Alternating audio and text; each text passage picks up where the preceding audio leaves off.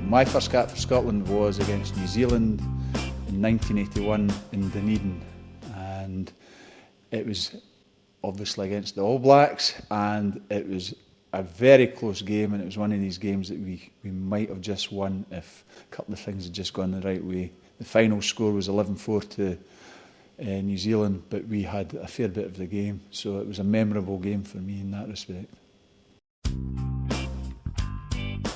Boyhood hero would be Ron Glasgow, who played for Dunfermline. He was being brought up in Fife. There wasn't many rugby players came from the Fife area, but Ron Glasgow played at Dunfermline.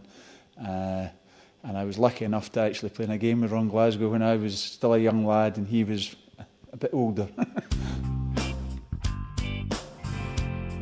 That's a tough one because I was very fortunate to play in quite a number of games that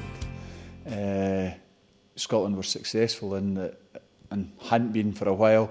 But the one that probably sticks in my memory the most, funnily enough, would be at Murrayfield in 1986 when we won 33-6 against England.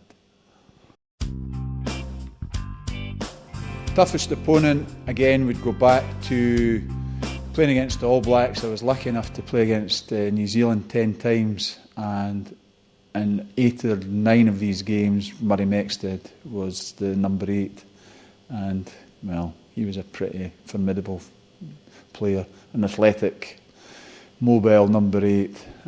So I would put Mexted as probably my toughest player.